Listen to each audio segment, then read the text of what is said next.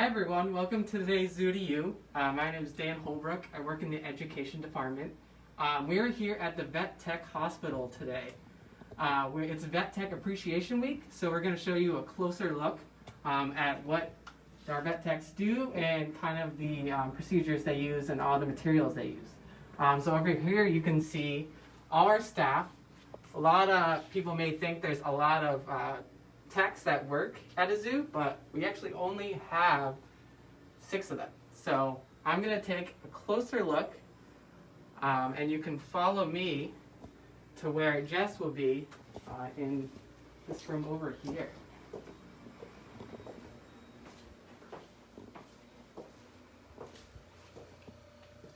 Hi everyone, my name is Jess, and I'm one of 3 veterinary technicians here at Zoo New England. I've been here now for almost 11 years. Today we're going to show you a little bit of our zoo hospital here and talk about what we do here for all of our animals in our collection. Not only do we cover Franklin Park Zoo, we also take care of the animals at Stone Zoo as well as Trailside Museum. One of the biggest things that is important to keep our collection healthy is an extensive preventative medicine program. And what that entails is making sure that all of our animals are examined every couple of years. They're given vaccines to keep them healthy. And their trainers are working with them all the time to make sure that we can do these things safely. So some of those things are just like a cat or dog hospital. We will give them vaccines to keep them healthy, do an exam, check their teeth, get some blood work. Those are all very important things to ensure that our collection stays healthy and with us for a long time. With that being said, we often have to use anesthesia to get our hands on some of our animals to make sure we can do an extensive and thorough exam. And with that being said, making sure that our staff and the animals stay safe during those procedures. So when we do anesthesia, we have to think about the type of animal that we're working with. And sometimes that might require all different kinds of tube sizes or face masks. So some animals are obviously much larger than others. Some are very small. So here we have an actual endotracheal tube, which is a size 18. I wonder if any of you can guess what type of animal might take this tube. It's very large. So if you guessed maybe a zebra, I think you might be right. We have definitely used this tube in a zebra before. On the contrary, we have an even smaller tube, just like that. What animal do you think might use this? Did you say a small bird? Perhaps maybe a reptile? You might be correct. We have definitely used this in one of those species. As you can see, we have all different sizes because all the different animals that we have here have various sizes of a trachea. And it is important to keep their airway open while we perform anesthesia so that they can do well and wake up nice and have a nice smooth recovery. Also, if we do not use the endotracheal tube, sometimes with those shorter procedures, we might just use a face mask. So we have a different couple masks here that we have to kind of MacGyver a little bit so that they fit our animals that we have here. So I'll start with this one, which is more of a traditional cat or dog mask. So you might see this at a regular veterinary hospital, where the dog can fit right in there, or even a large cat. Or if you have a ferret or a rabbit or something with a smaller face, this might work as well. Now, the creative side is that we might have to make something like this. So what type of animal do you think we might use this for? Maybe something with a long beak? Yes? I think so. So we can put the beak in here, maybe like a stork or something with a longer beak, and we can kind of clamp it shut here just so the anesthesia gas doesn't escape in the room too much. That is one way we get creative. In addition, here's another sample. Just a Coke bottle. We try to reuse anything that we can find. And then obviously we include some padding to make sure that it's not too abrasive on the animal's face. So what kind of animal would you use this one for? This one?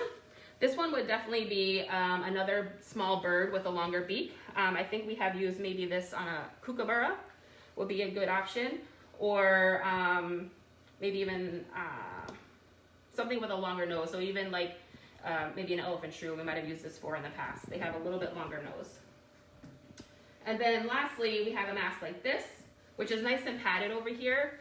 And this is something that we would use more for a primate. So that way the structure of their face is kind of like ours, so it can actually sit on them very nicely. And then we have one more, which I don't have out on us, but we can actually reuse milk jugs as a face mask as well. And we will also pad the rim of that.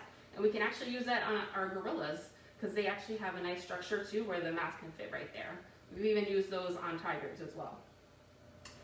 So with all that being said, it comes to show that we are more of a traveling veterinary service. So a lot of this equipment will come with us to the field. It's very important that we can keep the animals safe and in an environment where they can go under anesthesia where they are and also wake up there, so that way there's no transport and no risk of escape. So all of our x-ray equipment, our anesthesia equipment, and monitoring equipment, which you see over here, can travel with us. And that way, when the animals are under anesthesia, we can keep track of their vitals, their blood pressure, their heart rate, their respiratory rate, and their oxygenation levels. And we can adjust as we need to. So as I mentioned, we do collect blood anytime an animal is under anesthesia. So we're gonna take a walk to the lab and visit my colleague Jean, who will show you some of our awesome lab work. Come on.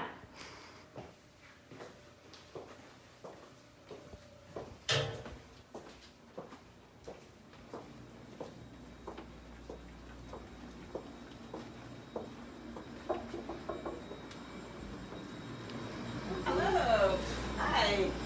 Hello, everybody. I'm one of the 3 certified veterinary technicians here at Zoo New England.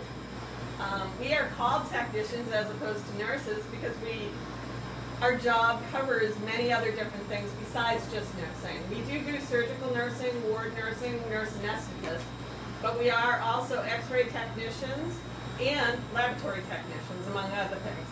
So right now we're in the laboratory, and I am actually looking under the microscope at this point some Amur leopard blood, just to give you an idea of some of the things we might see. This right here is actually an eosinophil, which is one of the white cells on this animal, and this is a neutrophil. Again, a different type of white cell. The rest of the cells within here are his red blood cells. I also have a few others that I can show you that I have saved. Our microscope does allow us to take pictures, and this is actually bird blood. It's very, very different than mammal blood. The red cells all contain nuclei in them, in which mammal blood does not. And this clumping right here is actually what's called thrombocytes. And in birds, that's the name, but in mammals, they are platelets. So they look a lot different. And another little aside, there is actually right here a parasite in one of the red blood cells. And those are the things we look for when we're doing any of the laboratory work for all of our animals in our collection. We are responsible to do in-house lab work and look at all the blood under the microscope. We run routine fecals to make sure that